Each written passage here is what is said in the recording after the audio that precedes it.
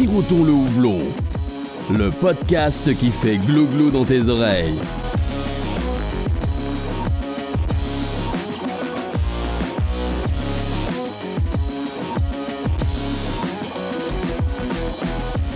Salut à tous, c'est Alex du podcast Siroutons le houblon. Bienvenue pour ce nouvel épisode qui est, je mets les caméras en live sur Twitch.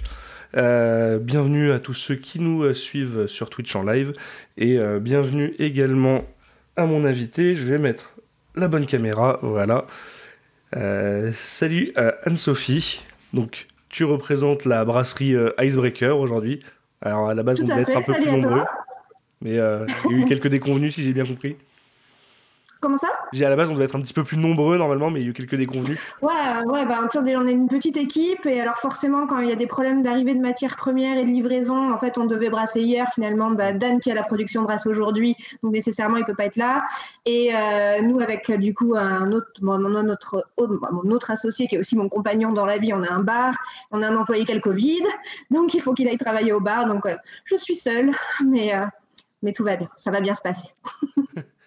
On va commencer doucement par déjà un peu présenter la brasserie, donc Icebreaker Brewing.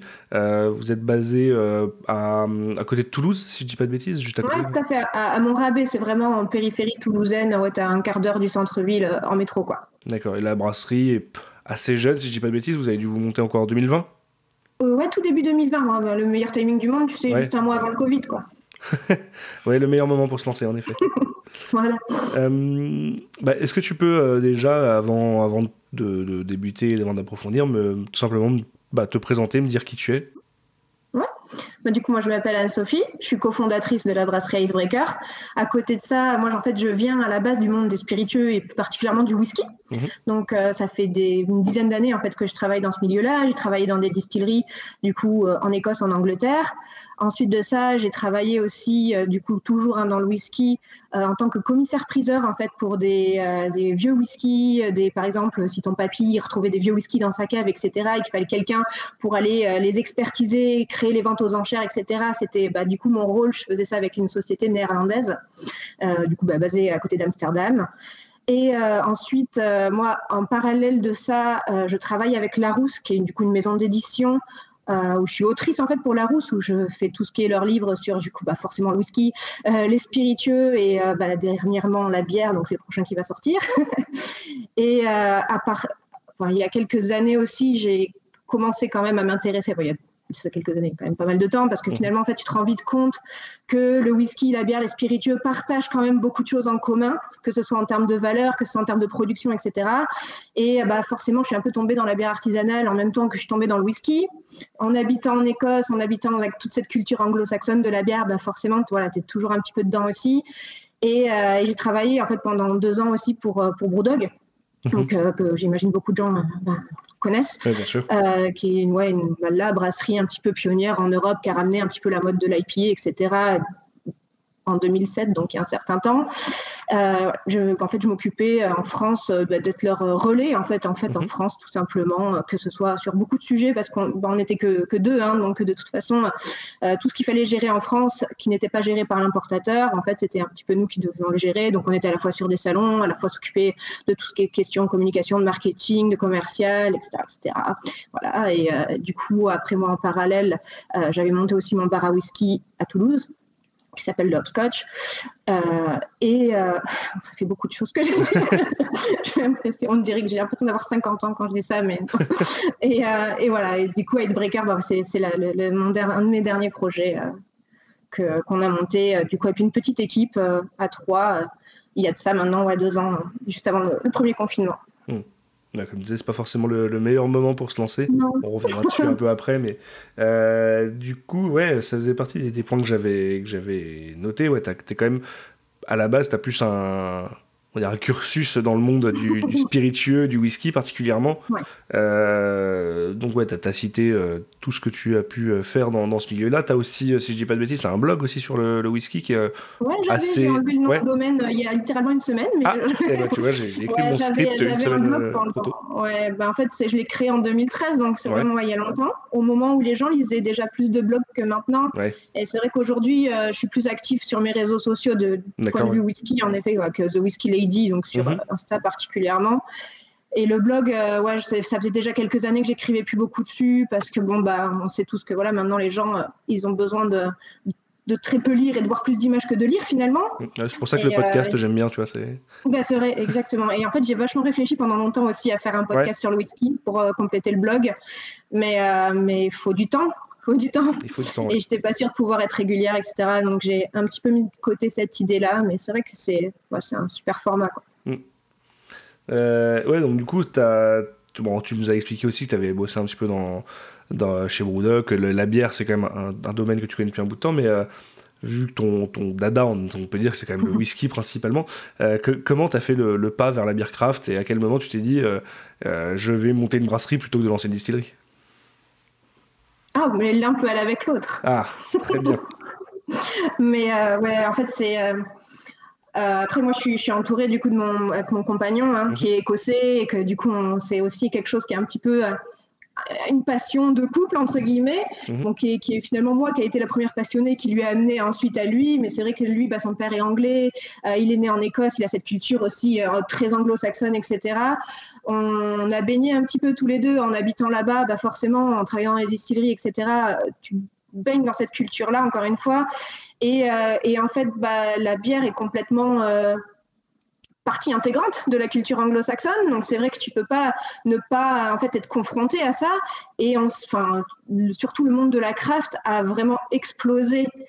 Justement, quand on habitait encore là-bas, en Angleterre, en Écosse, on voyait de plus en plus, en fait, même dans des grandes surfaces classiques, les rayons craft avec des cannes de partout, colorées, qui te donnaient envie. Du coup, ça nous a fait découvrir beaucoup, beaucoup de choses. Et ça, c'était avant de travailler pour Brewdog.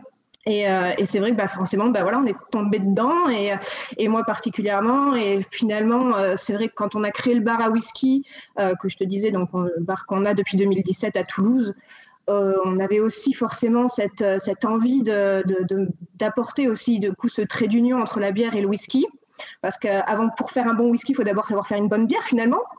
Parce que tu as toute une étape de brassage, etc. Bon, bref. Et du coup, pour nous, c'était une espèce de logique en fait d'apporter les deux produits. Et du coup, on a aussi créé en fait à la base une microbrasserie pour ce bar-là, sur place, en mode brewpub. Voilà, pour le coup, la brasserie n'est pas à l'intérieur du bar, elle est en face, parce que centre-ville de Toulouse, très petits locaux, etc., c'est très compliqué. Donc, on n'avait pas trouvé un local assez grand pour mettre les deux au même endroit. Donc voilà, déjà, en fait, on était un petit peu dans ce monde-là depuis quand même un certain temps, et en fait on se rendait compte, parce qu'on reste sur un pub, bar à whisky, pub écossais, etc., on ne pouvait pas faire toujours tout ce qu'on voulait, parce qu'évidemment tu as des contraintes avec ta clientèle qui te demande certains types de bières, etc., et forcément les trucs un peu plus créatifs, qui sortent un peu plus de l'ordinaire, etc., ça parle pas toujours à ta clientèle. Et du coup, comme moi à côté je suis passionnée de gastronomie, etc., et quand j'avais toujours cette volonté d'essayer de faire des choses qui sortent un peu de l'ordinaire, mais qui ne trouvaient pas leur public au bar. Donc, en fait, tout simplement, quand Dan, qui est aujourd'hui à la production de Icebreaker, est notre ancien cuisinier du Hopscotch. D'accord. Et quand lui, du coup, lui, ça faisait des années déjà qu'il était brasseur amateur. Et du coup, à un moment, il nous a dit qu'il souhaitait finalement partir et voler de ses propres ailes et créer quelque chose avec des bières qui lui fassent plaisir, quelque chose d'un peu plus créatif, etc., que rester cuisinier finalement. On a vu une opportunité aussi pour nous, et on s'est dit on va le rejoindre dans cette aventure-là, et justement faire quelque chose de complètement différent de ce qu'on fait en fait déjà au bar, et de pouvoir avoir cette liberté en fait d'être créatif, etc., et justement de parler finalement à une autre clientèle que celle purement du pub. D'accord. Voilà. Juste profiter, là je vais ouvrir moi une bière, histoire de de m'hydrater un peu pendant qu'on parle. Et donc, voilà, donc je vais faire la même chose. Ouais. Toi, tu m'as fait parvenir quelques bières donc, de la brasserie, des sorties récentes. Moi, je vais commencer par, je vais la montrer à la caméra, la Cherry on the Cake. Cherry on the Cake, qui est donc la cigose avec de la vanille et de la cerise. C'est ça. Ouais. Bon, vu que ça vient de sortir, tu peux peut-être m'en dire un peu plus sur la bière. Alors, c'est pas moi qui ai la production, je suis désolée que Dan soit pas là. Ouais, là, t'es sûr, c'est une lacigose, du coup, c'est une bière qui va être acidulée, un petit peu saline, avec un ajout de lactose pour avoir ce côté un petit peu gourmand, un petit peu de texture. Et du coup, on a brassé ça avec de la purée de cerise griotte et de la vanille bourbon. Pour que, en fait, le but, c'était de retrouver un petit peu, je sais pas si tu vois, les petits bonbons créma à la cerise. Ouais. Voilà, c'était un petit peu le but. Ceux qui disparaissent le premier dans le paquet. Exactement. Bon, je vois qu'on a les mêmes goûts. Ouais, donc on a une belle robe, hein. C'est rouge assez intense, c'est cool. Et du coup, moi pour le coup, je pars sur complètement autre chose. Hein. C'est une brasserie irlandaise parce que semaine de Saint-Patrick oblige. Boundary, et on est sur une Pale Ale, du coup dry hopée avec 16 grammes par litre de houblon, Idaho 7, Simcoe et Azaka. Donc le programme est sympa. Ouais, ça a l'air cool aussi. Et ouais, donc moi je vais partir sur la Cherry on the Cake, mais après j'ai quelques autres bières. Si le podcast dure, je tomberai pas à court. Il faudra parler des autres après, en effet. Parce que pour le coup, tu m'as envoyé 3 bières. On est sur 3 nouveautés de 3 styles complètement différentes. Alors on est sur la Lacigose, après il y a une double NEIPA et un Imperial Stout. Donc on verra dessus. J'ai pas réfléchi à t'envoyer des choses finalement peut-être un peu moins fortes en alcool, parce que j'aurais peut-être dû. Ouais, si c'est vrai que si le podcast dure sur la longueur, ça sera de moins en moins articulé. Que du 10 degrés. Ouais. Mais non, mais au moins ça montre le savoir-faire de la brasserie et la largeur de gamme, le fait que ça joue sur différents styles. C'est quand même, je trouve, assez intéressant. On est à une époque où le houblon est quand même relativement prédominant dans les bières, même si on se rend sur les styles plébiscités par les bières geeks, on a quand même un panel assez large, mais les bières houblonnées sont quand même toujours celles qui fonctionnent le mieux. Et c'est intéressant de voir qu'il y a des brasseries qui ne restent pas à 100% là-dedans et dans ce qui pourrait presque être une voie de facilité. C'est l'intérêt d'être indépendant et de faire un peu ce que tu veux, quoi. Si tu fais toujours la même chose, tu t'ennuies, même je pense en tant que brasseur ou brasseuse. Tu vois, c'est vrai que je pense que quand tu crées ta propre entreprise, ta propre brasserie, derrière, la volonté, elle est quand même de pouvoir faire ce qui te plaît, même si derrière, évidemment, le but c'est que ça plaise à la personne qui l'achète et qui la boive, il faut avant tout que ça te plaise à toi. Est-ce qu'il y a un style quand même que tu préfères ou que vous préférez à la brasserie de manière générale Ouais. C'est ce que tu es en train de boire. Ouais. Du coup, tout ce qui est gauze, particulièrement tout ce qui est la cigose, etc. Alors, pas personnellement parce que je suis allergique au lactose, donc moi, nécessairement, la cigose, voilà, ça sent très bon, mais c'est vrai que moi forcément c'est pas personnellement ce que je préfère boire parce que je peux pas nécessairement, mais je sais que ce que Dan et Rod, du coup notre collègue, c'est vraiment ce qu'il préfère. Dan, je sais que ce qu'il adore brasser, vraiment le gauze, la cigose, même les sours fruités, les milkshakes sour, les choses comme ça. Je pense que c'est ce qu'il préfère brasser, ouais. Alors, est-ce que je voulais revenir un petit peu aussi sur le côté passif du whisky, ou passif pas que, mais le fait que toi, tu sais, toi très imprégné du whisky, est-ce que c'est quelque chose qui va influencer la manière de faire ou qui peut-être vous donner envie d'aller sur certains styles de bière, faire des vieillissements en barrique, ce genre de choses? Est-ce que c'est toutes tes connaissances dans le whisky peuvent te servir dans le monde de la brasserie? Oui, bien sûr, comme je te dis, c'est 2 milieux qui sont hyper connectés. Et évidemment, le lien le plus évident, c'est le vieillissement en fût. Nous, justement, l'avantage, on va dire que du fait, en fait, justement, d'avoir cette connaissance-là du whisky, ça me permet aussi d'avoir en fait des connaissances derrière des distilleries, des profils de whisky qui sont faits chez telle ou telle distillerie, dans telle ou telle région, etc. Et de travailler en fait avec des partenaires pour mes barriques, avec une traçabilité très importante et une transparence. Et justement, c'est quelque chose qui pour moi est hyper important. C'est justement quand j'achète une barrique, je veux savoir d'où ça vient, je veux savoir qu'est-ce qui a eu comme whisky dedans, je veux savoir exactement le profil organoleptique du whisky qui est dedans, parce qu'en fait derrière je vais pas mettre une bière dans une barrique et adapter la barrique à la bière, je vais adapter la bière à la barrique. Donc ça c'est quelque chose qui est assez important. Et la deuxième chose, on va dire, c'est vraiment le côté blend. Donc c'est-à-dire que quand tu fais de la bière barriquée, tu peux très bien mettre ta bière en barrique et l'embouteiller finalement, l'encanner telle quelle. C'est-à-dire sortir de barrique, tu la remets en fermenteur, forcément tu recarbonates, etc. Et derrière, tu l'embouteilles. Ou tu peux blender, c'est-à-dire que tu peux mélanger à différentes proportions de barriques différentes, qui ont des profils finalement, des profils aromatiques différents pour arriver à tel ou tel profil de bière que toi tu recherches. Et ça, c'est vraiment le travail d'un blender. Et finalement, ça, c'est quelque chose qui est beaucoup plus compliqué, évidemment, à blender. C'est plus compliqué que d'embouteiller ce qu'on appelle, on va dire, des single casks. Mais c'est un travail qui est ultra intéressant et qui finalement moi me passionne forcément. Quand j'ai passé des années dans des distilleries à aller sentir dans les barriques pour savoir quoi embouteiller quand, etc.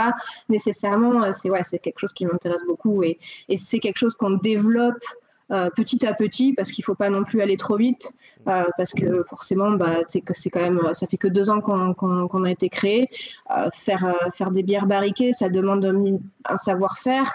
Tu vois, tu peux pas non plus trop en sortir tout le temps, de toute façon, parce que ça prend du temps. Et en fait, quand tu mets la bière en barrique, tu sais jamais quand elle va en ressortir. Parce que tu peux pas dire, je mets cette bière en barrique pendant 3 mois et non, en fait, c'est toute la magie, entre guillemets, de la barrique, c'est qu'il faut goûter souvent, pour savoir finalement quand elle est prête, quand toi elle te plaît et qu'elle est prête à être embouteillée, quoi. Il faut laisser faire le temps, c'est pas quelque chose que tu peux anticiper et deviner d'avance. Ouais, c'est ça. Parfois, tu vois, je vois des posts style on a mis de la bière en barrique, rendez-vous dans 6 mois. Non, peut-être pas. Peut-être que ça rendez-vous dans 4 mois si ça prend très fort. Peut-être que ça rendez-vous dans 12 mois, tu sais pas. Ouais, typiquement, j'avais eu l'occasion de goûter un Imperial Stout barriqué de chez l'Apaisé, une brasserie en Suisse, avec qui j'ai d'ailleurs fait un épisode, et qui était vieilli. Alors, je ne connais pas l'origine exacte de la barrique, mais c'était dans une barrique de whisky tourbé. Et en fait, ils ont eu, je crois, un petit problème de fuite de barrique au bout d'un moment. Ils ont dû embouteiller d'urgence. Donc, ils n'ont pas vraiment contrôlé le temps en barrique. La bière n'avait passé que 1 mois en barrique et pourtant, elle était déjà vraiment puissante sur la tourbe. Et au final, ce que je leur disais dans l'épisode, c'est peut-être un peu un mal pour un bien. Le fait qu'ils aient dû l'embouteiller si vite, parce que le produit était excellent. Et je pense plutôt bien équilibré, pas trop marqué sur la barrique, suffisamment présent pour que ça soit intéressant au goût. Et oui, au final, il y a... chaque barrique est unique de toute façon. Et moi, ce qui me dérange, c'est souvent, tu vois, quand je bois des bières barriquées où finalement je sens que le bois. Parce qu'au final, c'est barriqué, clairement, tu sens que c'est passé par une barrique de bois, mais au final, la subtilité, les arômes ce qu'il y avait auparavant dans la barrique, ou même ce que le type de chêne, etc., aurait pu apporter, tu l'as pu, en fait. Là, tu bouffes du bois, tu bois du bois, et il y a des personnes qui peuvent apprécier. Moi, c'est vrai que c'est pas quelque chose que forcément j'apprécie. Donc, c'est pour ça que le travail de barrique, c'est parfois, tu vois, tu as des trucs en barrique. Moi, je sais que ça m'est arrivé, qu'il y a des choses que j'ai en barrique aujourd'hui, qui ont déjà passé, en fait, leur pic. Du coup, je sais que je pourrais jamais les embouteiller telles quelles. Du coup, je vais être obligée justement de les blender parce qu'elles ont un certain profil, donc il faut trouver un truc qui soit moins marqué, etc. pour le blender. Plein d'exercices, mais c'est passionnant après. Alors, pour en revenir juste un peu plus aux bases de la brasserie, donc tu t'évoquais Dan et Rod avec qui tu travailles. Vous êtes que 3 à la brasserie ? On est 4 maintenant, mais on a été 3 pendant très longtemps. Ouais. D'accord. Alors, comment vous répartissez les tâches ? Toi, à la brasserie, tu t'occupes de quoi particulièrement ? Alors, moi, je vais m'occuper de tout ce qui est co-création de recettes. Ensuite, je m'occupe de toute la partie commerciale, marketing, communication, gestion événementielle. On est un peu tous des couteaux suisses après, quand t'es pas beaucoup de toute façon, voilà. Et derrière, donc Dan, par contre, lui, c'est 100% production et conditionnement. Et Roderick, lui, il va s'occuper de la partie la moins fun du tout, qui est l'administratif, la facturation, les douanes, voilà, tous les trucs très, très fun. Des joyeusetés. Comment vous avez fait pour choisir le nom de la brasserie ? Pourquoi Icebreaker ? Pourquoi un nom anglophone et pourquoi celui-ci particulièrement ? Parce que déjà, on est tous inspirés on a tous de la culture anglophone en nous. Je te disais, Roderick, il est écossais, son père est de Newcastle. Donc, dans notre entourage, on a toujours baigné en fait, dans cette culture-là. Donc, ça allait de soi, entre guillemets, pour nous de faire ça. du fait aussi que nos bières forcément soient inspirées aussi d'une culture brassicole anglo-saxonne américaine, on va pas se mentir, donc évidemment ça aussi ça fait partie du choix. Mais derrière le nom en fait il a un petit peu 3 volets. Donc le premier qui est le volet de base, c'est Icebreaker, le fait de briser la glace. En gros, si tu veux, nous on considère que la bière c'est un produit qui est extrêmement convivial, qui est une sorte de lubrifiant social entre les gens, et dans ce cas-là ça permet de briser la glace en fait entre les gens. Donc voilà, ça c'est la signification de base. Ensuite tu as un petit peu le deuxième niveau qui est avec ce côté justement breaker, donc le côté de cassure, donc là qui était intéressant pour nous parce que dans le sens où quand on s'est monté en fait il y a à peine 2 ans finalement, à Toulouse, encore une fois, en fait, autour de Toulouse, il y avait beaucoup de brasseries qui faisaient ce qu'on appelle un petit peu de brasserie de couleur, tu sais, ambrée, blonde, brune, etc., artisanale, très locale, etc., très bon, par ailleurs, il n'y a pas de souci. Et c'est vrai que du coup, nous, on voulait un petit peu autre chose que ça. Et finalement, tu vois, le plus proche de nous qui faisait des choses un peu très originales, c'était Iron à Montauban. Donc là, voilà, c'est très original. Oui. Et du coup, c'est vrai que nous, à Toulouse, il n'y avait pas grand monde qui, même, tu vois, on était les premiers, par exemple, à faire de la canette à Toulouse, il n'y avait pas encore trop ça, alors que c'est une grande ville et tout, mais ça se faisait pas trop. Et du coup, c'est vrai que, voilà, c'était un peu ce côté, casser un petit peu les codes, etc., du breaker. Et derrière, la dernière signification aussi qui est très importante, forcément, pour nous, c'est surtout par rapport au logo, tu vois, c'est un houblon qui soutient un iceberg, en fait, hors de l'eau. C'est par rapport à tout sur le verre. Ouais, exactement, voilà.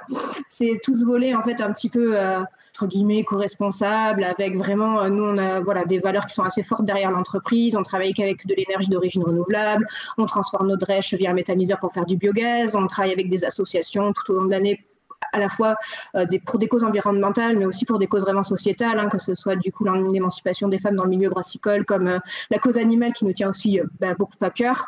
Voilà, il y a tout ce volet un petit peu engagement en fait qui est dans le logo aussi et qui nous tient à cœur. Donc voilà, c'était un peu un logo à 3 niveaux.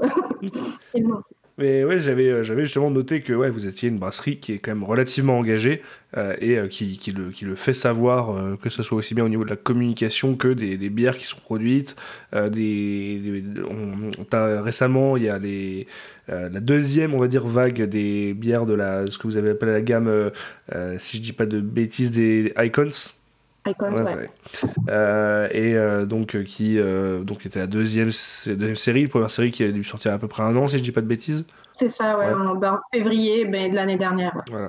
Et une série qui va venir mettre en avant des femmes qui sont justement engagées activement dans leur domaine respectif pour mettre en avant les femmes.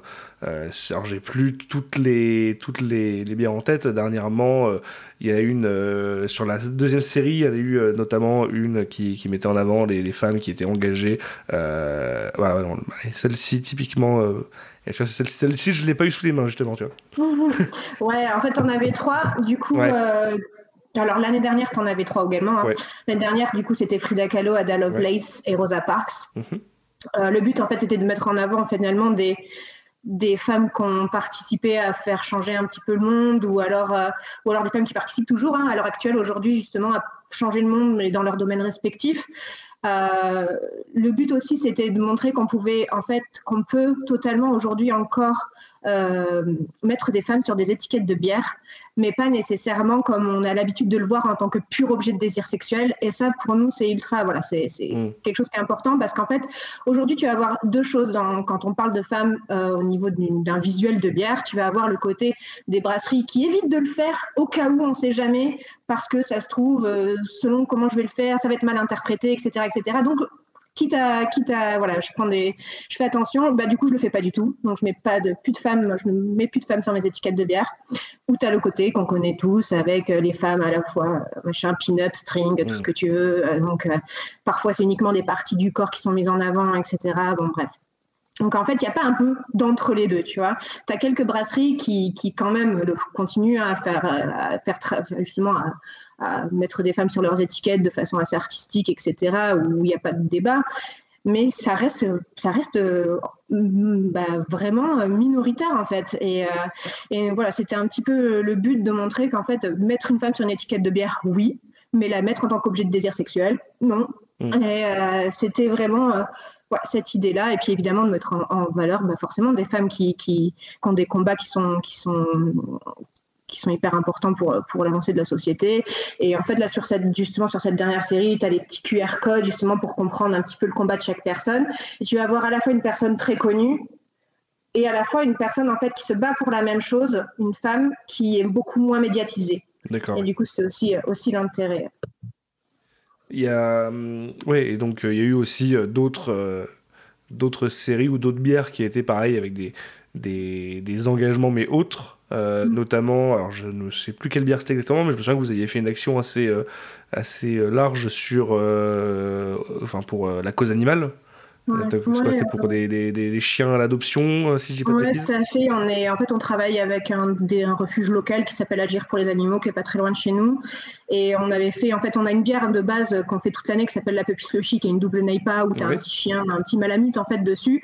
Et justement, on avait sorti un petit peu avant l'été, à la grande période malheureuse chaque année des abandons.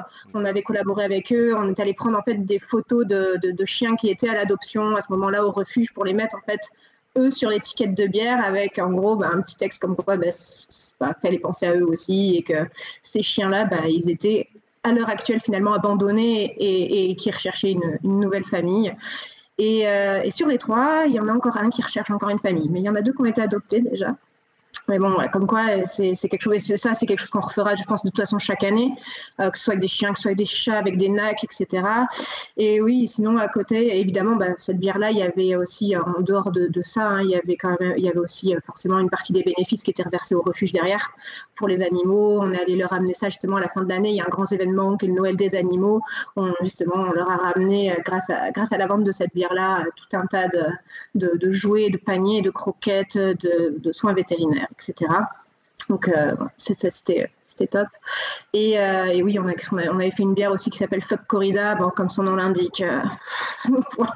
C'est assez explicite, ouais. Ouais, voilà, je pense que t'as pas besoin de contexte, quoi. Surtout nous dans le sud, hein. Oui. Voilà, culture. T'as d'autres comme ça en tête, idées d'engagement que vous avez eu, que ce soit sur travers des bières ou autres? Tout le volet anti-gaspillage alimentaire. Donc on avait fait, en fait, plusieurs fois par an, on fait des grosses collectes de fruits abîmés aussi, qu'on demande finalement que ce soit des professionnels ou des clients, des particuliers, de nous amener en fait tous leurs fruits un petit peu rabougris, un petit peu vieux, les bananes toutes noires que tu n'as pas envie de manger chez toi, etc. Nous, on leur offre de la bière gratuitement quand on nous ramène des fruits. Et à la fin, on fait une grosse purée de tous ces fruits-là et on fait justement une bière qui s'appelle la Fruit Bandicoot, qui nécessairement change tout le temps selon les fruits qu'on récolte. Et c'est un petit peu la petite sour salade de fruits qu'on fait à la fois en hiver et en été en fait pour avoir des fruits de saison différents. Ouais, la dernière est sortie il y a pas si longtemps que ça. De mémoire, il y a une version. Cet été, ouais. Et une version barriquée en plus derrière. Ouais. On avait fait une version barriquée en fût de.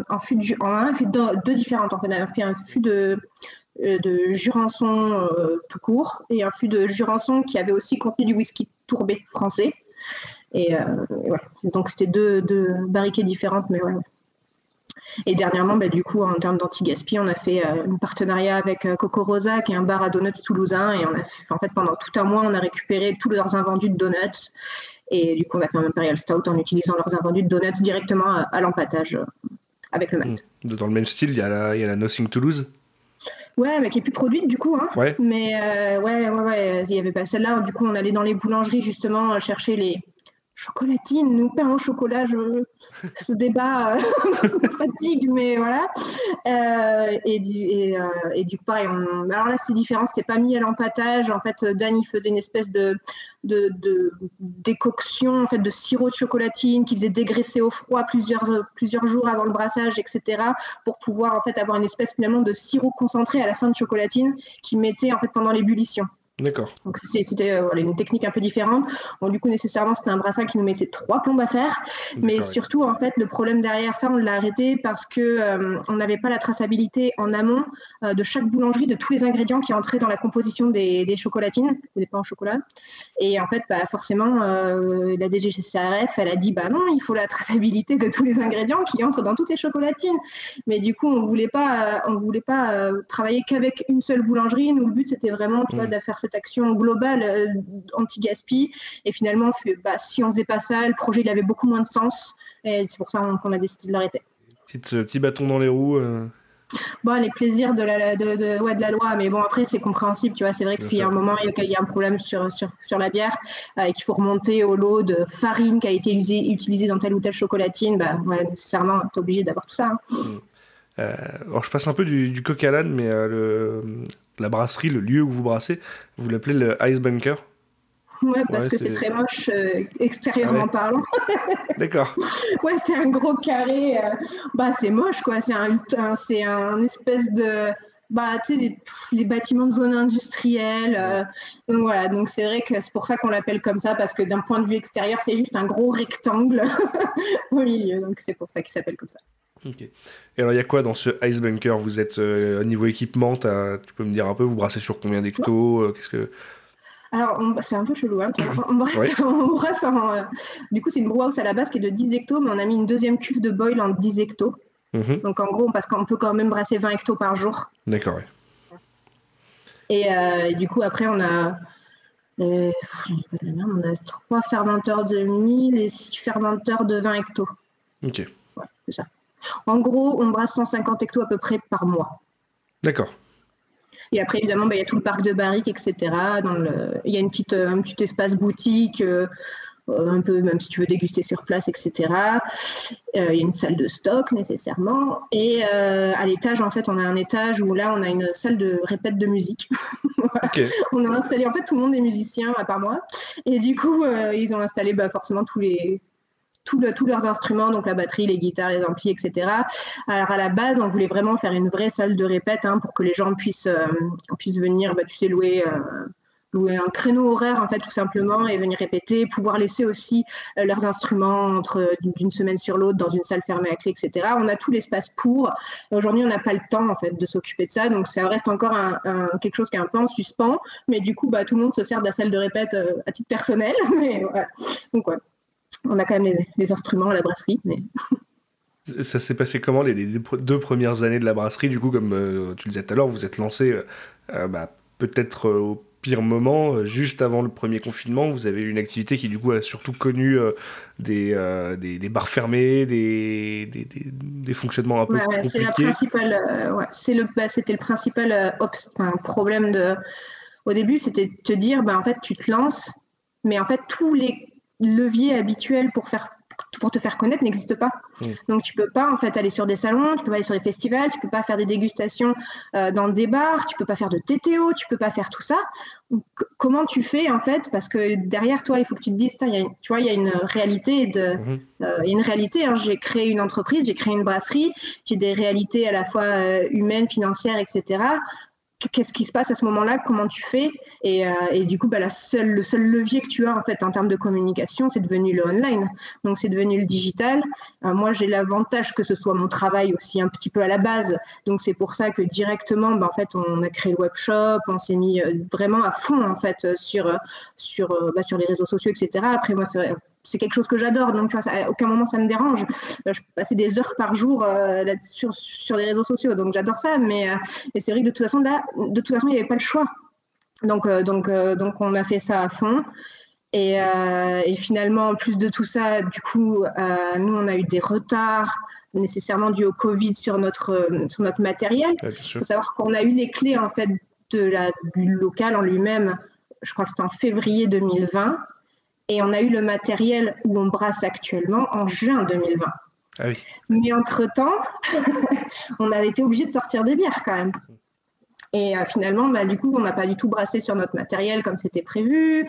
Les premières sorties, ça a été pas du tout à la hauteur à la fois de nos attentes, à la hauteur des attentes aussi des gens, parce que derrière, tu vois, évidemment, tu es vachement présent sur les réseaux sociaux, etc. Donc, tu crées des attentes. Il y a eu tout un espèce de micmac à la fois c'était vraiment compliqué, des montagnes russes. Derrière nous, tu vois, tu travailles 90 heures par semaine aussi pour essayer de trouver des solutions. Et c'est vrai que c'était pas facile, le premier confinement. C'était pas facile. Après, on a quand même eu la chance d'avoir beaucoup, beaucoup de soutien localement, tu vois, de là où on était installé, etc. Même pas que localement, même ailleurs. Et finalement, ça a commencé à quand même on a quand même pu complètement survivre à ce premier confinement, etc. Et depuis ce premier confinement, on a quand même la brasserie, elle a déjà beaucoup évolué. On a triplé la capacité de production de base en 2 ans.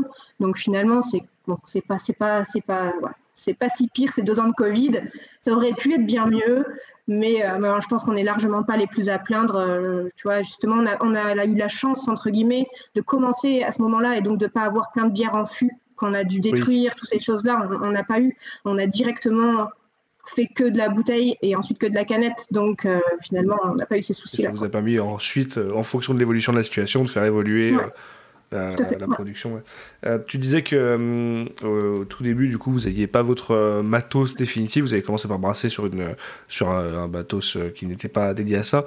Vous avez pour le temps, dès le début, sorti des bières en canette. Est-ce que vous avez votre propre encanneteuse ou vous passez par Non, alors quand on a sorti les bières en canette, les premières bières en canette qu'on a sorties, c'était en août 2020. Ah d'accord, donc les premières étaient en bouteille. Ouais, donc là c'était sur notre matériel et par contre nous on n'avait pas notre encanneuse, on faisait venir justement les Bucaneros qui sont des encanneurs mobiles qu'on a fait venir pendant longtemps. Notre propre encanneuse on l'a eu en juillet 2021, donc il n'y a pas si longtemps que ça. En effet, ouais. Donc maintenant par contre tout est encanné par vous-même. Tout est maîtrisé et ça fait un bien fou en termes de beaucoup de choses. Bon, évidemment, tu as toujours des petits réglages au début qui sont un peu compliqués quand tu dois t'occuper toi-même de ton encannage, ça c'est pour tout le monde. Mais ça, c'est tellement plus facile en termes d'organisation de travail. Savoir qu'avec les Bucaneros, en fait, toutes les bières devaient être prêtes un jour spécifique. Donc, si tu voulais encanner tous tes fermenteurs un jour, ils ne revenaient pas le lendemain. Donc, c'est-à-dire qu'il fallait que tout soit bon et parfait ce jour-là, en termes de carbo, en termes de tout ce que tu veux. Et forcément, tout n'était jamais bon ce jour-là. Il y avait toujours des problèmes. Donc, c'est pour ça que en flexibilité de travail, c'est quand même top de pouvoir avoir son propre matériel et de gérer son emploi du temps comme on veut et de pouvoir encanner en fait, quand c'est prêt, quoi. Là, je suis en train de regarder, je suis sur la page Untappd de la brasserie. Je vois qu'il y a, si je dis pas de bêtises, 107 bières différentes référencées. C'est-à-dire que vous faites... C'est possible. C'est-à-dire que vous faites quand même une grosse majorité de bières éphémères. Ouais, ce que je te disais, nous, on a ce truc de dire... on s'ennuie si on fait toujours la même chose. Donc, on a une petite gamme permanente avec 3 bières, une American Pale Ale, une IPA, une double IPA. Point. Et en fait, après, tous les mois, on fait entre 4 et 5 bières éphémères. Donc oui, en effet, il y a plein de bières éphémères. Mais parce que c'est vraiment quelque chose c'est un modèle déjà qu'on nous demande, on nous demande tout le temps de la nouveauté finalement. Bien sûr. Donc tu t'adaptes aussi à ça. Mais de l'autre côté, c'est quelque chose aussi que Dan qui a la production aime parce que sinon il s'ennuie. Et il y a le côté aussi, encore une fois, tu es indépendant, tu peux faire ce que tu veux, tu as ton côté, tu peux faire exprimer ton côté créatif comme tu veux. Et c'est pour ça qu'on aime bien aussi ce modèle de bière éphémère. Votre modèle de vente, de distribution, vous êtes quand même plutôt présent dans des réseaux de cavistes ou est-ce que vous faites aussi pas mal de fûts pour être présent en bar? J'imagine que vous avez une répartition qui doit être assez bien définie maintenant. Alors, ça bouge tout le temps, mais on fait un peu de tout. On va faire justement beaucoup de cavistes. Forcément, tout ce qui est réseau caviste, ça va être on va dire une majorité. Ensuite, on a tout le côté justement CHR, comme tu dis, donc le côté vraiment bar, où là, je ne saurais pas te dire exactement les proportions, j'en sais rien en vrai, parce que ça change tous les mois. Mais en fait, nous, ce qu'on essaye de développer là particulièrement, c'est vraiment tout l'aspect fût inox, parce qu'il y a aussi toute une problématique environnementale avec les key-kegs qui, évidemment, on en fait parce qu'on nous en demande, et c'est très pratique forcément sur du one-shot, etc., quand tu fais des événements et tout. Mais forcément, derrière, ça nous embête parce qu'il n'y a pas de véritable filière de recyclage du key-keg en France, que c'est quand même très compliqué en termes de démarche pour les bars, de réussir, une fois que le key-keg est vide, d'aller le faire recycler.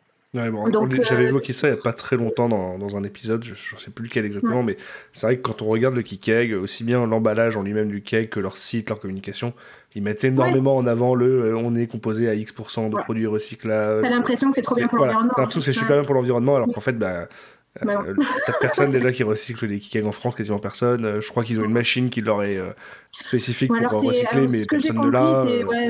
C'est ultra compliqué, c'est qu'en gros, je crois qu'il y a il me semble que c'est DBI qui a un espèce de partenariat justement avec Kikeg où en gros ils récupèrent tous les Kikeg vides et une fois qu'ils peuvent remplir un camion entier, ils peuvent le ramener à l'usine chez Kikeg pour qu'ensuite eux ils mettent en place leur processus de recyclage, etc. Et bon, entre-temps, il y a eu je sais pas combien de camions, il y a eu tout. Au final, est-ce qu'environnementalement parlant, ça fait sens? Non, je pense pas. Du coup, c'est pour ça que nous, là, même si on en fait, tu vois, parce que t'as pas le choix en fait aujourd'hui, bah, on essaye quand même de plus développer le fût inox et moi c'est mon gros but en fait un petit peu de cette année, c'est pouvoir vraiment plus développer ce côté-là. Mais pour se développer ce côté-là, nécessairement, tu as besoin de partenaires, tu vois, qui ont une logistique quand même forte pour pouvoir te ramener les fûts quand ils sont terminés, etc. En local, ça va, on le fait en local, il n'y a pas de souci. Mais dès que ça part à un autre endroit en France, il faut que tu puisses... parce qu'après, forcément, ça coûte cher à ton distributeur. Donc, tu vois, il y a des actions sur les prix qu'il faut mener. Enfin, c'est quand même des très longues périodes aussi de négociation, etc., pour pouvoir réussir à trouver un bon partenaire. Mais c'est quelque chose, moi, qui me tient à cœur. Et je pense qu'en fait, c'est juste la logique de faire ça aujourd'hui. Oui, ça rentre complètement dans les codes en plus de la brasserie, quoi. Ça va dans la prolongation de tous les engagements que vous avez.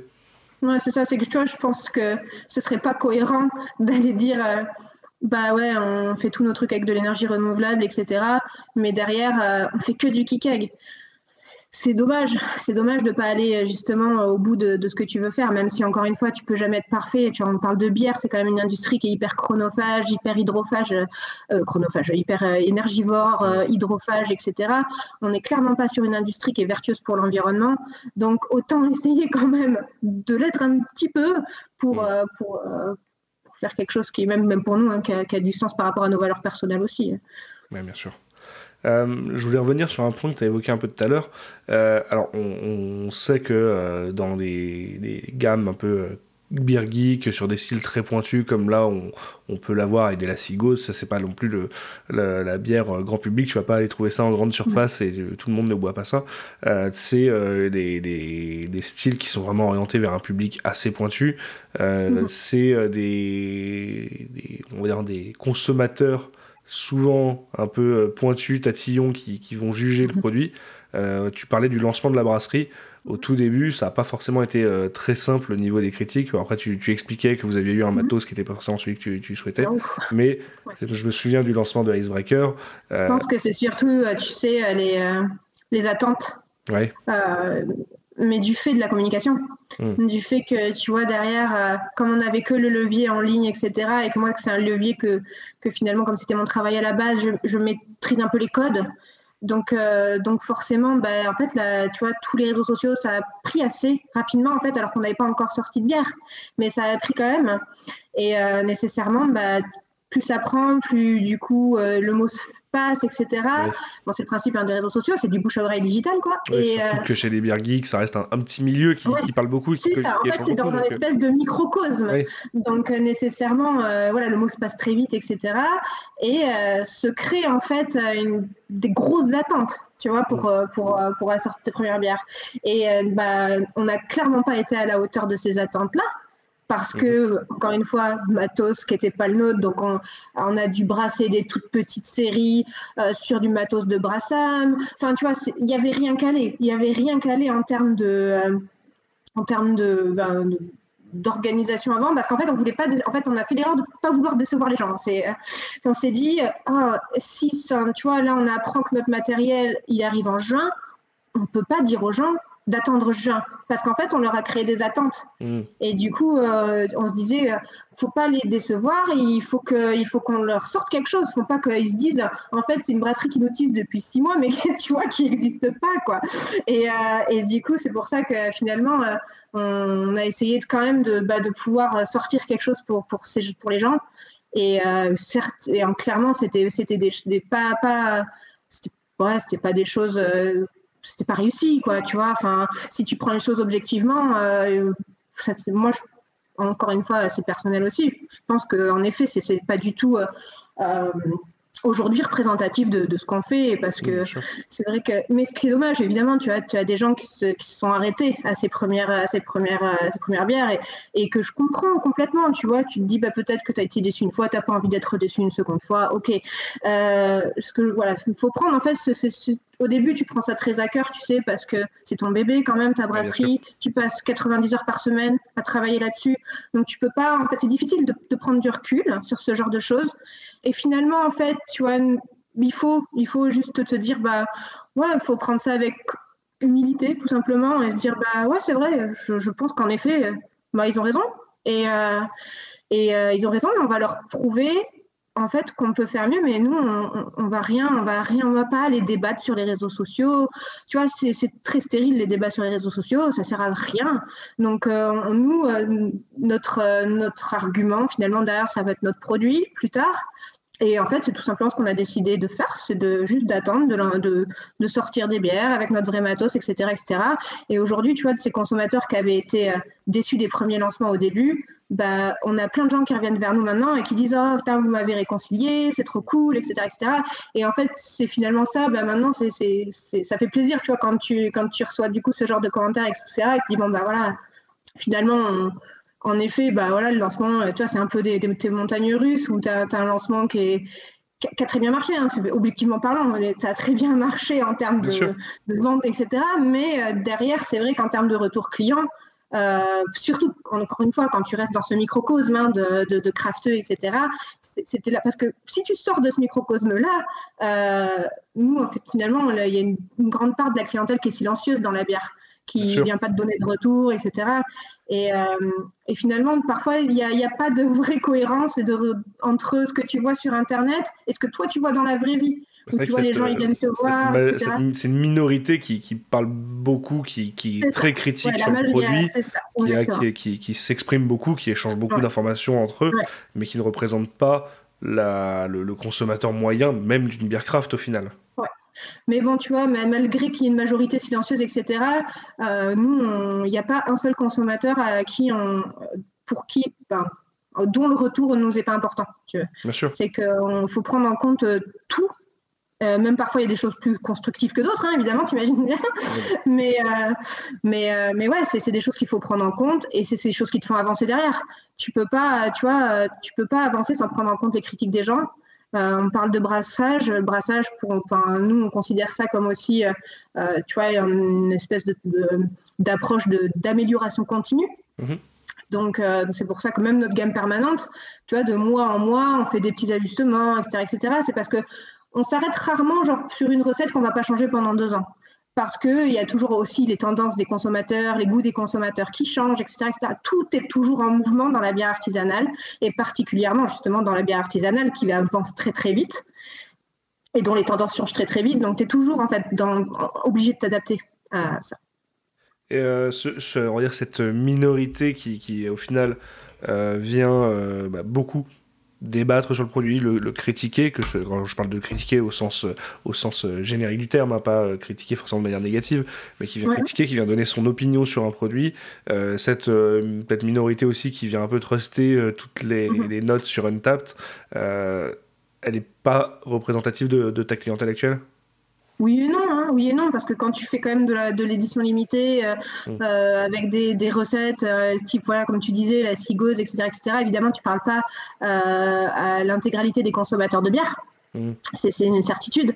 Je ne sais pas si c'est représentatif. Je pense que c'est représentatif de rien du tout, en fait. Tous les beer geeks ne sont pas forcément sur Instagram à poster leur bière, ne sont pas surtout sur Nurshi ou sur Untappd. Ouais. Non. Et puis, tu en as de plus en plus qui s'en éloignent, d'ailleurs, de ces groupes-là. Je confirme. Mais c'est marrant parce que je faisais ce sondage. Tu vois, je suis formatrice à l'IFCO, qui est un centre de formation des métiers du vin et de la bière. Et justement, on avait ce débat-là, parce que moi, je leur fais les cours sur la commercialisation, le marketing, etc. Et je leur posais cette question, parce que je parlais quand même à une classe de 20 personnes amateurs, voire beer geek. Je me disais, combien d'entre vous, en fait, sont dans ces groupes-là, ou même utilisent Untappd ? Et en fait, il y en avait 2 qui m'ont levé la main, tu vois. Et j'ai trouvé ça hyper étonnant. Je disais, c'est fou parce qu'en effet, tu vois, c'est des mecs qui sont tout le temps à la recherche de nouveautés, qui consomment plein de bières artisanales, etc., mais qui ne vont pas nécessairement ensuite faire la démarche, en fait, d'aller le mettre dans le petit Pokédex de Untappd, etc., ou d'aller noter, ou d'aller partager leurs notes de dégustation sur Facebook, etc. Donc, en fait, c'est vrai que je pense que tous ces groupes-là, tu vois, c'est une niche d'une niche d'une niche. Voilà. et qui nécessairement ne peuvent pas représenter tous tes consommateurs, parce que sinon, si ta brasserie ne marche qu'avec ces consommateurs-là, c'est très compliqué pour une brasserie de fonctionner comme ça, parce que c'est des consommateurs, tout ce qui est beer geek, qui, tu sais, qui aiment bien la nouveauté, donc qui vont jamais parfois boire la même bière deux fois. Donc comment veux-tu que ton entreprise fonctionne en fait sur ce modèle-là? C'est vraiment très compliqué. Tu es obligé quand même d'avoir une base de clientèle qui est fidèle, etc., pour pouvoir derrière te permettre en fait toi de développer toutes tes éditions limitées et tout. Pour autant, on dit souvent que Untappd, en tout cas le retour des beer geeks et Untappd, est un peu créateur aussi de tendances, et notamment que énormément de cavistes, de distributeurs se basent sur les retours Untappd pour sélectionner leurs produits. C'est quelque chose que toi tu ressens, ou est-ce que c'est pareil, encore une fois, une minorité? Je pense qu'on le ressent tous quand on est dans la craft. Tu sais, il y a toujours ce débat autour d'Untappd. Je crois que c'est quelque chose aussi qui vient beaucoup des États-Unis, comme manière de faire des distributeurs, parce qu'aux États-Unis, il y a une telle concurrence de brasseries artisanales que finalement, qu'est-ce qu'ils ont fait? Beaucoup de grossistes, de distributeurs, ils sont allés regarder tout simplement sur Untappd et ils ont dit, bah voilà, nous on prend pas de brasserie en tout de telle note. C'est un petit peu dommage, parce que le problème que ça crée en fait derrière, c'est que c'est pour le consommateur, c'est pas tant pour la brasserie, c'est plus pour le consommateur qui finalement se retrouve confronté à tout le temps les mêmes styles de bière, parce qu'on sait que ce sont des styles qui finalement sont mieux notés sur Untappd que d'autres. Tu vas faire une pils, ça va être super bonne, mais elle aura jamais une super note sur Untappd, parce que c'est une pils, parce qu'on estime que du coup c'est moins bon qu'une IPA, tu vois. Enfin, c'est des choses, c'est des choses un peu dommages, même fortement dommage, je trouve, pour le monde de la craft, mais pour le consommateur. Parce qu'encore une fois, quand tu es une brasserie et que tu n'es pas dépendant uniquement que des notes Untappd, à part si vraiment tu fais des trucs excessivement pointus qui s'adressent qu'à une certaine clientèle, etc. Mais par exemple, nous, on fait à la fois des choses très grand public avec notre gamme permanente, et on va faire de l'édition limitée qui s'adresse à la fois à de l'amateur, même pas forcément geek, mais juste quelqu'un qui veut découvrir d'autres choses, tu vois. Et du coup, nous, le problématique se pose moins, mais c'est vrai que je trouve que pour le consommateur, c'est triste, parce que tu vois, tu as des brasseries qui pourraient se diversifier en matière de style, sortir, et certaines essayent de le faire d'ailleurs, mais finalement, elles se rendent compte, si tu veux monter sur Untappd, qu'est-ce qu'il faut faire? Faire de la double IPA, de l'Imperial Stout Barriqué, et aujourd'hui, tout ce qui est forcément wild, etc. Donc pour moi, je trouve que ça crée un problème de diversité et de découverte à la fin pour le consommateur. Mais bon, après il y a des avantages aussi à Untappd, il n'y a pas que des inconvénients, il y a aussi plein d'avantages. Donc c'est un outil, c'est un réseau social, ça dépend comment tu l'utilises, et c'est toujours la même chose, quoi. Le fait que maintenant les IPA soient un style qui est ultra consommé et qui est, il y a peut-être plus compétitif, il y a plus de marché. Est-ce que tu penses que ça rend le consommateur plus critique aussi sur ce style-là? Parce qu'on a tendance à toujours dire que l'IPA, c'est toujours la bière qui est un peu plus facilement notée, parce que on a beaucoup de gens comme ça. Est-ce que tu penses que maintenant c'est moins le cas, et que... Je sais pas, je me suis jamais posé la question, je t'avoue, mais c'est possible, parce que c'est vrai que je pense qu'aujourd'hui, de toute façon, il n'y a pas une brasserie qui se lance sans faire une IPA. Même les brasseries qui, de base, encore une fois, quand on parlait de cette brasserie locale, de couleurs, etc., bien sûr. Même ces brasseries-là, elles ont souvent maintenant une IPA dans leur gamme. Donc, ça montre toujours que c'est devenu un style hyper grand public. Et en effet, aujourd'hui, en fait, tu as des références de ce style-là, donc tout le monde en fait va comparer avec ces références-là. Donc je pense à Other Half, typiquement, par exemple, qui est vraiment la référence en termes d'IPA américaine. Bon, il y en a d'autres, mais tu vois, c'est vraiment... Et forcément, quand on va boire d'autres IPA américaines, on va toujours être en train de se dire c'est quand même mieux chez Other Half, alors que ce sera peut-être très bon. Mais c'est vrai qu'en fait, on a toujours ce biais de comparaison, parce qu'il y a tellement d'IPA... tellement d'IPA disponibles, tellement de styles aussi et de sous-styles d'IPA disponibles, que puis il y en a qui sortent tout le temps des nouveaux styles de sous-styles d'IPA. Je crois qu'après les brutes IPA, on a eu l'école d'IPA, tu vois, et en fait, il y en a tout le temps, et il y en aura certainement d'autres. Mais après, d'un côté, c'est top, parce que ça permet quand même de rendre, en fait, c'est un petit peu, je trouve, l'IPA vraiment la porte d'entrée, en fait, vers la craft pour un consommateur classique. Un consommateur qui est néophyte, on va dire, de la craft. Donc il y a quand même un avantage à ça, mais Mais c'est vrai que chez les geeks, tu vois, c'est tout de suite, si tu fais pas le truc super easy, super fruité, avec balle de grammes par litre de houblon, etc., bon, ce sera pas ouf. Voilà.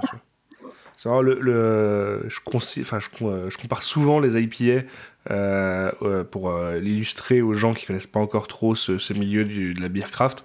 Je compare souvent les IPA au métal. Et je dis que le grand public qui ne boit que de la, je sais pas, ou de la Heineken, de la bière belge et compagnie, va considérer l'IPA comme un style trop extrême, un truc qui ne voudra pas venir, sans en plus se douter que le terme IPA en fait ne veut plus dire grand chose et que tu as énormément de sous-styles derrière avec voilà, et quand c'est comme le métal, tu parles de métal à quelqu'un qui écoute de la pop et tu dis oh là non c'est un style extrême, je veux pas écouter ça, alors qu'en fait dans les sous-styles de métal il y a des trucs qui vont pouvoir plaire, et la même chose à l'IPA, tu dis aux gens IPA on dit oh là non, je veux pas de bière amère, et tu peux leur servir une IPA ultra fruitée avec 0 amertume. Exactement. Et du coup parlant d'IPA, moi je vais passer sur ma deuxième bière, hein. Donc, je suis toujours la première. Je ne veux pas te forcer non plus à aller plus vite que la musique. Hein, mais... Non, mais... Et donc, trop va penser le principe. Donc la deuxième, une double NEIPA. Donc attends, le nom c'est Mosaic for the Masses. Donc c'est on est en single up, Mosaic.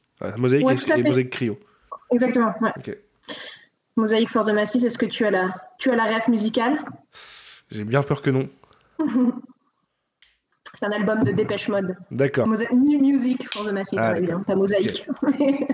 Ouais, non, en effet, j'avais pas la référence. Et du coup, pour faire un petit retour sur la Cherry on the Cake, c'est très cool. Hein. Moi, j'ai beaucoup aimé. Et merci, on retrouve bien le côté... Je ne sais pas, il y a du lactose, donc... Bah ouais, voilà, je te donne mon retour. Je te la fais déguster via mon retour. Non, mais c'est sympa, en fait, le côté... Lassie, bière un peu gourmande, un peu lactée, on le retrouve quand même bien. Pour autant, moi je suis quand même loin d'être un fan de lactose, et je trouve que le lactose, quand il est trop chargé, c'est quelque chose qu'on ressent très très vite, aussi bien je trouve que t'as un nez très caractéristique. Ça, tu vas pouvoir l'identifier parce que au nez. C'est ça, moi je m'arrête au nez en fait, c'est ça, c'est que je sens le côté lacté au nez. Mais c'est vrai qu'après en bouche, on peut pas trop te dire. Je trouve qu'en bouche, c'est pareil. Trop chargé, il a un petit côté sucre artificiel, un truc un peu aspartame qui est pas terrible.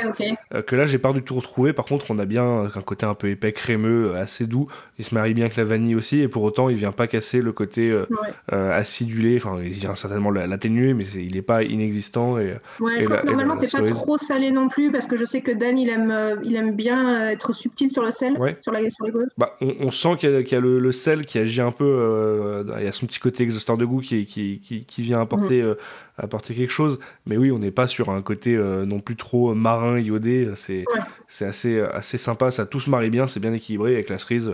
Pour moi, on est un peu à mi-chemin entre, tu parlais du crème à cerise, on est à mi-chemin entre le crème à cerise et la cerise Haribo acidulée là. Ah, c'est mes moments préférés, ça. Ah, voilà. Dommage qu'il y ait du lactose. Je vais boire cette bière. Et donc, voilà, ma Mosaic for the Masses, qui est ici. Une jolie couleur. Mais bonne. Ouais. Bah, cheers, moi j'ai toujours la même. Hein, qui est très bonne. Qui est bon. Ouais, c'est bon, Naïf, du coup. Bon, c'est exactement ce qu'il y a écrit sur l'étiquette. Hein, Pale Ale, dry hoppé, bien comme il faut. Donc, tu as vraiment tout le côté très fruité à du houblon. Mais quasiment sans amertume. Donc, vraiment Pale Ale. C'est cool.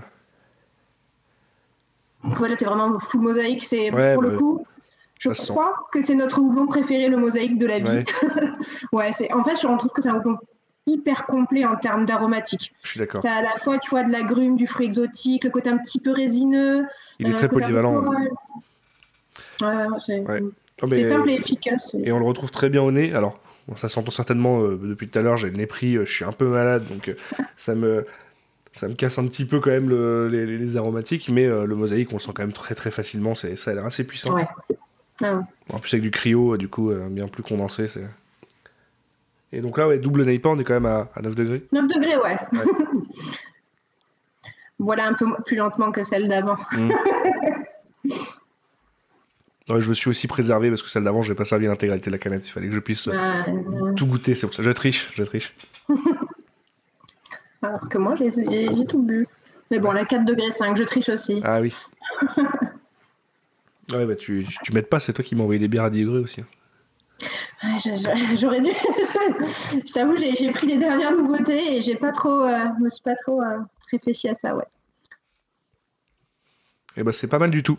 Je pense, enfin je retrouve pas 9 degrés quand je la bois. Non, ça, ouais, jamais. On sent que c'est une double IPA, il y a quand même un peu d'épaisseur et on sent qu'il y a de la matière. Après, le côté alcooleux des 9 degrés, honnêtement, il est plutôt bien masqué. Le mosaïque, il est bien là. Je trouve qu'il est encore un poil vert. Mais je sais pas, peut-être qu'elle était Ouais, elle a été fraîche aussi. encalée il y a pas si longtemps. Ouais. Mais ouais, il y a un bel équilibre entre ce côté vert, un peu la petite amertume qui est sympa, que moi j'aime bien, même si c'est pas forcément ce qu'on retrouve le plus dans les NEIPA en temps normal.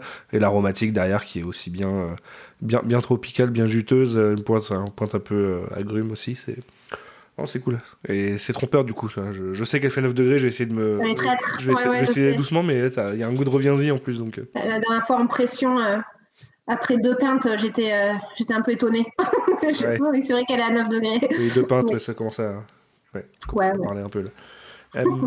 Je voulais revenir sur un point que tu as évoqué vite fait au tout début, parce que je t'avais demandé pourquoi tu t'es lancé dans une brasserie plutôt que dans une distillerie. Tu me disais que l'un n'empêche pas l'autre. Il y a des projets parallèles, il y a des choses à venir. Il y a toujours milliards de projets tout le temps. Quand tu es entrepreneur, je pense que ta vie est faite de projets et que même la nuit, tu penses à ce que tu pourrais faire, etc. Et ouais, évidemment, quand tu viens du monde du whisky et que tu es passionné par le produit, etc., tu penses toujours à pourquoi pas un jour moi aussi, tu vois, me dire, évidemment, ça fait partie de mes rêves de pouvoir avoir ma propre distillerie.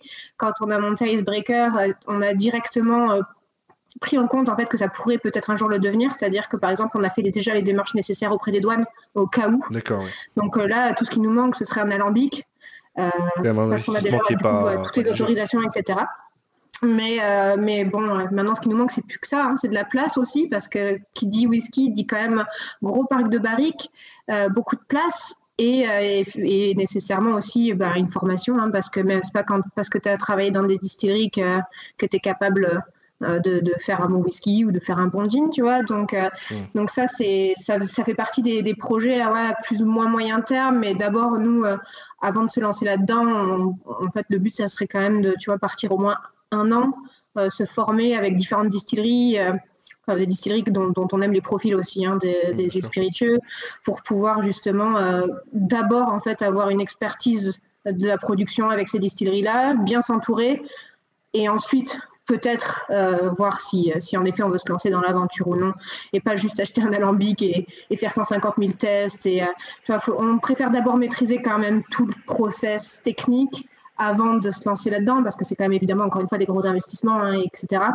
Sachant qu'aussi pour un whisky, même si tu vas du coup, à partir du moment où tu vas sortir ton whisky de l'alambic et le mettre en barrique, tu dois attendre au minimum 3 ans pour légalement le sortir et l'appeler whisky. Donc c'est-à-dire qu'en fait, tous tes investissements que tu fais, tu n'as pas de retour sur investissement pendant 3 ans. Donc il faut aussi évidemment toujours penser à ces choses-là. Donc c'est pour ça que tu as beaucoup de distilleries aujourd'hui qui font du whisky, mais qui parallèlement vont faire du gin. Parce que justement, là, tu peux directement avoir de la trésorerie, vendre ton spiritueux direct au sortir de l'alambic, etc. Ouais, les brasseries qui se mettent aussi au spiritueux, on en voit de plus en plus dans les brasseries craft. Il y a quelques exemples, bons ou moins bons, mais là j'ai en tête, tu vois, la Débauche qui a continué un peu son expérience en parallèle sur des spiritueux très craft dans le même état d'esprit.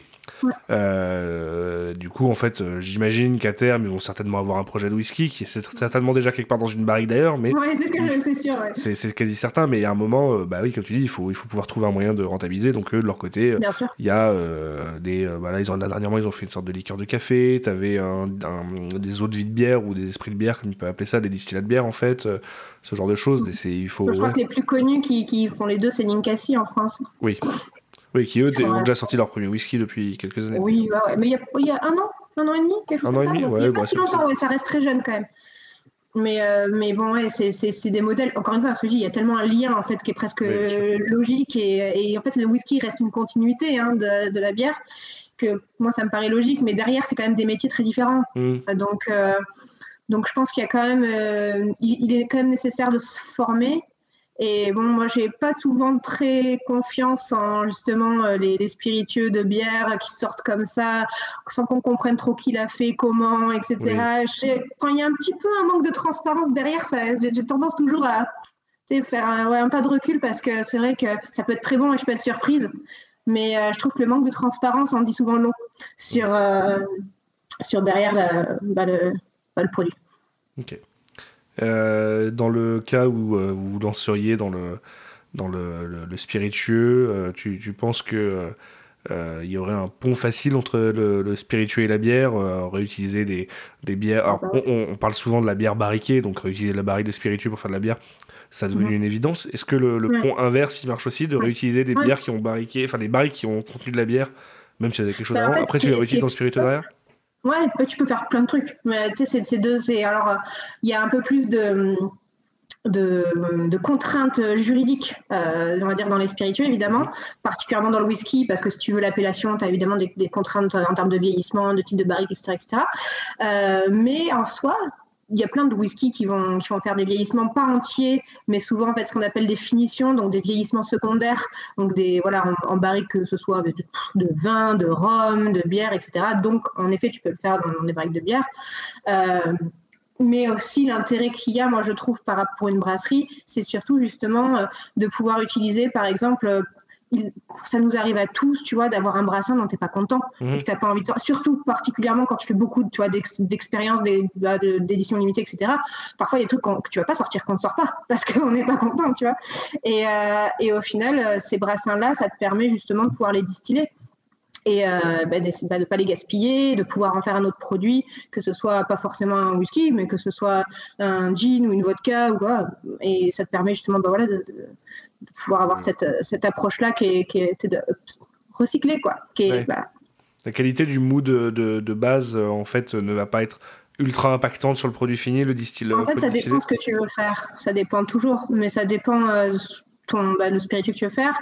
Ça dépend comment tu vas ensuite ta distillation. Enfin, tu vois, pour une vodka, tu peux distiller 3, 4, 5 fois. Au bout d'un moment, le mou de base, je peux te dire que finalement, sur ta vodka, il aura moins d'incidence que si tu fais juste, par exemple, j'en sais rien, un single grain juste en une seule distillation, etc. Enfin bref, c'est évidemment ton mou de base, selon ce que tu en fais après, il aura plus ou moins d'importance. Mais de base, quand tu fais une bonne bière, encore une fois, ça veut dire que déjà de base, tu fais attention à ta matière première. Donc, tu seras quand même parti d'un certain type de céréales, tu seras parti d'un certain profil d'eau, etc. Donc, si de base, ta base, entre guillemets, elle est qualitative, même si ensuite, peut y avoir peut-être un truc qui ne te plaît pas, toi, dans ta bière, n'empêche que tu auras quand même des bons ingrédients de base. Ouais. Et ensuite, la distillation, de toute façon, tu vois, le process de distillation, c'est quand même quelque chose qui va venir, qui a un impact qui va transformer complètement le produit. Donc forcément, quand tu vas goûter ton gin sortir de l'alambic par rapport au mou de bière que tu avais à la base, c'est quand même des produits qui n'ont juste rien à voir. Et qu'il faut vraiment avoir un palais excessivement développé pour aller te dire « Ah oui, c'était une bière infectée avant ». Oui, donc faire un spiritueux à base de brassin qui est peu concluant, ou je sais pas, de dire tiens, je vais prendre une bière que je vais travailler façon méthode traditionnelle belge, je sais pas, faire un ensemencement naturel en cool chip et compagnie, et m'en servir pour distiller derrière, ça a peut-être pas un intérêt grandiose, quoi. Non, pas forcément. Ouais. Mais tu vois, ce qui est intéressant, c'est il y a toujours des traits d'union. Justement, c'est une distillerie qui s'appelle Ardbeg, qui est sur l'île d'Ayla en Écosse, qui a sorti une édition limitée dernièrement en utilisant par exemple du malt chocolat, donc du malt que tu utilises d'habitude en brasserie, du carapils, c'est du malt chocolat qu'on n'utilise pas forcément toujours dans le whisky, mais qui est très utilisé dans la bière. Et en fait, derrière, ils ont eu un problème au moment de la fermentation, ce qui les a obligés en fait à faire une fermentation beaucoup plus longue et ouverte. Donc en fait, une sorte de fermentation spontanée. Oui. Et du coup, ils ont mixé en fait un petit peu les deux univers.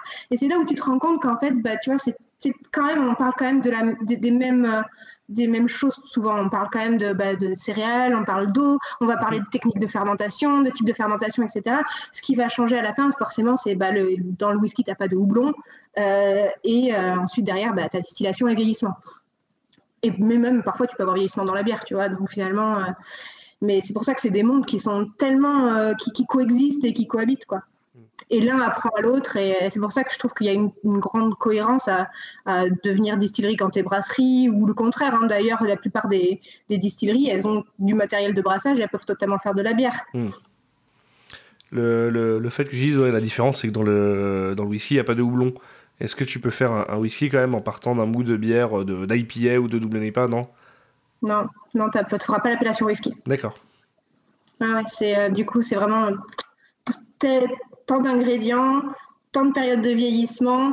Tu as le droit ensuite pour l'appellation whisky de réduire uniquement à l'eau. Et tu peux pas, ou pas réduire du tout, ou de réduire à l'eau. Et tu as le droit, le seul ajout que tu as le droit, c'est du E150A, qui est une espèce de colorant caramel. En gros, c'est pour ça que tu vois dans les whiskies en grande surface, tu vas avoir des whiskies en fait qui sont super jeunes et qui n'ont pas forcément de base pris beaucoup de couleurs de leur fût, mais qui sont quand même hyper marron foncé, etc. Parce qu'il y a ce colorant là dedans. Voilà. Donc c'est le seul truc que tu as le droit de rajouter en fait dans le whisky, mais tu n'as pas le droit de houblon. Alors quels seraient le futur de Icebreaker ? Est-ce qu'il y a des choses qu'on peut voir venir à court terme ? Ça peut être aussi bien, je sais pas, une prochaine édition limitée d'un certain brassin ou à plus long terme. Est-ce qu'il y a des choses dont tu veux nous parler ? Qu'est-ce qu'il y a là-bas ? Là, il y a les bières d'anniversaire qui sortent là à la fin du mois. Donc déjà, c'est notre les premières nouveautés, première étape. Donc on va sortir en fait 2 duos de bières d'anniversaire, dont une collab. On a fait aussi une collab là qui sort le 31 mars avec le Jacken, qui est un bar à craft de bière à Bordeaux. Donc ils sont venus et on a fait une collab. Alors là, un truc pour le coup, encore une fois, c'est une gauze pomme, céleri et salicorne. Donc, c'est pas un jus détox, hein, c'est bien une bière. mais ouais. Mais c'était assez fun. Et tu vois, on se posait souvent la question justement, pourquoi il y a très peu de brasseries qui travaillent la pomme. Alors que nous, c'est vrai qu'on a un verger à côté en fait, et du coup on va tout le temps chercher des pommes là-bas. On avait déjà fait justement sur les Icons, on en a une aussi qui est une petite sour à la pomme. Et bon, déjà c'est sûr que c'est pas évident à travailler. Il y a aussi ce côté où je pense qu'on a tellement cette image de l'arôme de pomme en tant que faux goût souvent dans la bière. C'est ce que je me faisais comme remarque à moi-même, tu vois. Je me disais que ça devait jouer. Et donc c'est pour ça que je me dis c'est peut-être ça, tu vois, qui du coup fait peur, mais pour le coup on a trouvé ça hyper intéressant à travailler. Là, celle qu'on avait sortie là justement en février, qui est une petite sour, tu vois, 4,5 degrés, avec du coup de la vraie pomme, tu sais, qu'on a mixé, etc. Ça fait une espèce de presque d'hybride cidre-bière hyper léger. Et en fait, c'est hyper intéressant quoi, gustativement, mais voilà, c'est sûr que c'est hyper léger. La pomme, c'est aussi assez compliqué, je trouve, à faire ressortir, hein, parce qu'on en a mis quand même un sacré paquet, et tu vois, ça reste quand même, je trouve, assez subtil. Mais ouais, c'est vrai qu'on se faisait cette réflexion-là, et donc je n'ai pas trop de réponses à t'apporter, parce que nous-mêmes, nous posons la question de pourquoi il n'y a pas plus de travail sur la pomme. Tu as des fruits qui reviennent tout le temps dans la bière, les fruits rouges évidemment, la pêche, l'abricot, c'est des choses qu'on voit partout. Et à côté de ça, il y a des fruits qu'on travaille quasiment jamais. La pomme en fait partie. On voit très peu de poires travailler aussi, alors que bon, il y a eu quelques, moi les quelques bières que j'ai goûtées de la poire, il y a des trucs qui sont ultra réussis. Je reprends toujours en référence la Peekaboo de Hopi Road, qui pour moi est juste incroyable quoi. C'est quoi, Poire Tonka, ouais. Ouais, et ça marche. Donc je pense qu'il n'y a pas de barrière en vrai, tu vois. Même sur les fruits, nous parfois, tu sais, quand on fait justement les collectes de fruits abîmés, on nous ramène des trucs qu'on n'a jamais travaillé et on se dit qu'est-ce qu'on va pouvoir faire, est-ce que ça va marcher et tout. Et au final, tu peux tout utiliser. C'est évidemment après c'est mélangé avec d'autres fruits, etc. Moi, là où j'ai eu plus de mal, je t'avoue, c'est sur le kiwi par exemple. Ouais, mais j'allais en parler, c'est vrai que j'ai eu l'exemple d'une bière au kiwi en tête qui m'était revenue vite fait, une sour kiwi, qui avait fait, je crois, l'effet papillon, je sais plus s'il y avait autre chose que du kiwi dedans, mais c'était il y a peut-être 2 ans de ça, et ouais. C'est vrai que c'est moins travaillé, après c'est peut-être plus compliqué aussi le kiwi. Je sais pas, je t'avoue, pour le coup, on nous en a jamais ramené justement sur les collectes de fruits, et nous, on n'a jamais travaillé le kiwi, mais toutes les bières au kiwi que j'ai pu déguster, que ce soit des bières françaises ou étrangères, etc., Mais je sais pas, je trouve que, tu vois, il y a toujours où il manque un peu quelque chose, où il y a un truc peut-être un peu gênant presque sur l'acidité, sans le fruit. Enfin, ouais. Alors, je pense que ça doit être assez compliqué à travailler, du coup. Ouais. Mais comme quoi, il y a toujours des trucs à faire. Est-ce que toi, il y a des sujets que tu voulais aborder, que j'aurais pas abordé? Parce que je me suis un peu fait le tour de tout ce que je m'étais noté, je pense. Mais non, écoute, pas nécessairement. On a déjà parlé une bonne heure, quasi 1h15, donc c'est vrai que je pense qu'il y a des choses à dire. Oui, il y a toujours des choses à dire, Oui. de toute façon.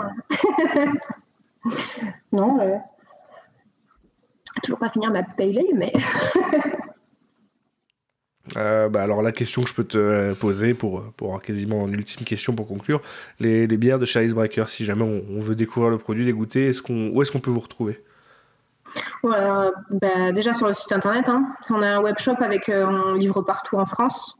Donc, livraison gratuite quand tu remplis un carton de 24 cannes, plutôt pratique. Ensuite, on est présent, forcément, on est beaucoup plus présent évidemment en local dans notre région. Bien sûr. Donc là, je peux pas te faire une liste de tous les cavistes, non, mais, sûr, mais ouais, local, dans la région, localement, etc. Dans le réseau VNB aussi. Ensuite, on va du coup, c'est pareil, dans des bars. On est distribué aussi pas mal dans le nord de la France, dans le nord-est et sur toute la côte ouest. Donc tout ce qui est Grand Ouest en fait. Donc la région de Poitiers, de Nantes, à Bordeaux. Là, ce que je te disais, le 31 mars, on fait justement un événement de lancement là, à Bordeaux.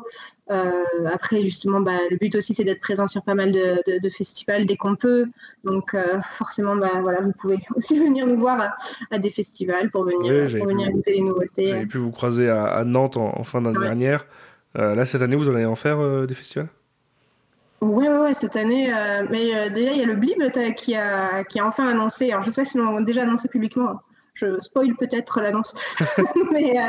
mais ouais, ils reviennent. Du coup, je crois que c'est depuis 2019, il n'y a pas eu le festival. Et là, ils reviennent début juin. Donc, c'est top. Nous, on sera à Poitiers là, pour le Poitou Beer Fest. Je crois que c'est le 9 et le 10 avril. Ensuite, qu'est-ce qu'il y a? Il y a un projet là qui se monte aussi d'un nouveau festival à Toulouse. Donc, pareil, on sera dans le coin. Et après, il y a toujours des choses qui se font au dernier moment, donc on verra. Après, on sera à Lille en septembre. Il y a quoi? Je sais même plus ce qu'il y a, tu vois, mais à partir de septembre, octobre, novembre, je sais qu'il y a tous les week-ends, il y a un truc en fait. Donc, gros instant pour les festivals de bière à ce moment-là, ouais. Ouais, c'est assez. C'est fatigant cette période, j'avoue, parce que c'est vrai que nous, quand on est que 3, maintenant 4. Mais c'est vrai que du coup, on se partage en fait les festivals et on est tout le temps quelqu'un qui est sur la route entre septembre et novembre. Mais bon, nous, ça nous fait trop de bien parce que je te dis, pendant presque 2 ans, on n'a pas pu rencontrer les gens à cause du Covid et tout. Donc, c'est génial de pouvoir enfin, tu sais, échanger avec des gens en visu, quoi. Ouais, bien sûr. Ouais. Et pas juste via messagerie sur les réseaux sociaux, que ce soit, c'est vrai que c'est... Ouais, c'est des échanges qui sont complètement différents. Bien sûr. Et je pense que c'est bon pour moi. Je sais pas si du coup tu as un petit dernier mot. Non, rien de particulier. Merci en tout cas pour ton temps. Merci à toi, merci beaucoup. Pour tous les auditeurs du podcast, moi je rappelle juste que le podcast bien sûr est disponible sur toutes les bonnes plateformes de podcast. Si vous tombez dessus par hasard, n'hésitez pas à vous abonner pour être notifié de toutes les nouvelles sorties, à laisser une petite note, un petit commentaire, ça fait toujours plaisir et ça aide au référencement sur les plateformes de podcast. Et si vous voulez soutenir le podcast, on est aussi présent sur Patreon avec notamment des contreparties pour les donations. J'ai juste un dernier mot. Ouais, vas-y. Juste une recommandation. Il y a Anaïs Lecoq qui a sorti un livre qui s'appelle Maltriarcat et qu'il faut absolument que tout le monde lise. J'ai fait un podcast avec elle il n'y a pas longtemps qui est disponible depuis, je pense depuis 3 semaines, un mois. On a fait ça juste avant la sortie de son livre. Et oui, en effet, c'est vrai que très bon bouquin. Il faut faire passer le mot de ce livre. Parce que moi, je l'ai reçu, je l'ai lu, je crois qu'en un quart d'heure, c'était... moi, je l'ai lu d'une traite aussi, en effet. Il est hyper complet. Il n'est pas, comment on dit, c'est patronizing, il n'est pas condescendant. Oui. Tu vois, il essaye pas d'être moralisateur, de te faire la leçon. Tout à fait. Mais il y a tellement d'informations passionnantes. Bref, je pense que c'est un must-read absolu. Et tu fais bien de le rappeler parce que si jamais il y a des gens qui nous écoutent là, qui écoutent, je sais pas, des épisodes de podcast avec les brasseries, mais qui font pas tous les épisodes, c'est un bon moyen de les rediriger vers cet épisode qu'on a fait donc avec Anaïs Lecoq il y a pas longtemps pour parler de Maltriarcat et oui de vous jeter pour le retrouver dans les bonnes librairies. Je pense qu'il est disponible un peu partout. Alors elle me disait qu'en fait elle avait déjà fait lancer une deuxième impression parce que les premiers tout était quasiment déjà vendu et ouais, c'est disponible dans tous les réseaux de libraires, aussi bien les grosses enseignes que les indépendants qu'on peut retrouver notamment en précommande chez son libraire sur la place des libraires. Voilà. Ouais, c'est vraiment top. Conseille à tout le monde de le lire. Ouais, je te confirme, même avis que toi.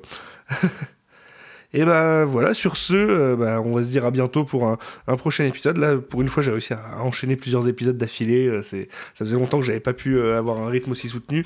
J'ai rien de prévu pour la suite, mais ça va venir. On pourra parler de whisky. Et s'il y a des gens qui sont arrivés sur le live sur Twitch pour l'épisode en cours et qui ont raté le début, cet épisode sera disponible si tout va bien et que j'ai pas de contretemps, le 3 avril en podcast. Puisque demain sortira l'épisode que j'ai enregistré il y a la semaine dernière avec Noiseless. Et voilà. Et cet épisode-là sortira 2 semaines plus tard. Et voilà. Merci beaucoup encore une fois Anne-Sophie. Et merci à tous les auditeurs. Et on se dit à bientôt. Allez, ciao. À la prochaine.